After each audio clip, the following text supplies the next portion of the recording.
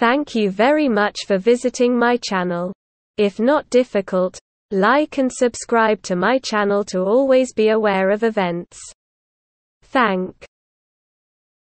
During recent months in Vladimir Putin's grim and bloody war, we have become used to an exhausting slugfest between the two sides. But as Lenin himself once put it, there are decades where nothing happens, and there are weeks where decades happen. The sudden advance made by Ukraine's forces into Russian-occupied territory is not only a brilliant tactical move. It could prove a decisive turning point in the war. The seizure by Ukrainian forces of two key towns, Izium and Kupiansk, means that an area the size of Lancashire has been liberated from the Russian invader. And Kyiv's forces are still pushing on.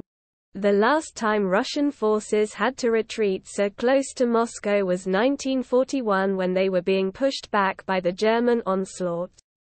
Russia has also lost hundreds of armored vehicles and key command posts. This is a military earthquake, and the tremors must be shaking, metaphorically, at least, the walls of the Kremlin itself. So what has accounted for this sudden shift in fortunes? Ukraine's sensational counter-offensive would not have been possible without weapons from friendly countries. Britain has supplied the largest share of any Western country relative to its defense budget.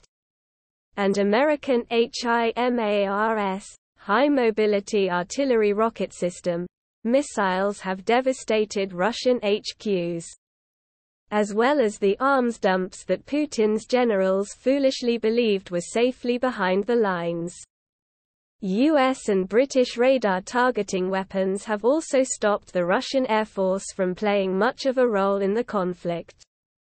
Germany's recent, if belated, decision to send mobile anti-aircraft systems has had another major impact. But perhaps more than guns and ammo, it is the brave Ukrainians' fighting spirit and the low morale of Putin's soldiers that seem to be shifting the war decisively. In his great novel War and Peace, Leo Tolstoy outlined how battles are often won for no other reason than that one side wants victory more than the other. Ukrainians have shown they are willing to die to keep their country free.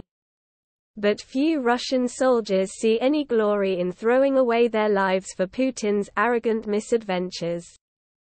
During the Great Patriotic War, Russia's term for its heroic repulse of Hitler during the Second World War, millions of Russian conscripts were mown down on the steppes by German machine gunners, tanks and artillery. In contrast, Putin has been able to mobilize only about 750,000 troops. Of these, thanks to leaks from the Russian Finance Ministry, we know that death grants have been paid to the families of 48,000 soldiers. This represents the biggest Russian loss of life since 1945, and includes some of their best trained and equipped forces. By some counts, Russia has lost 14 generals, a scale of losses unprecedented for almost 80 years.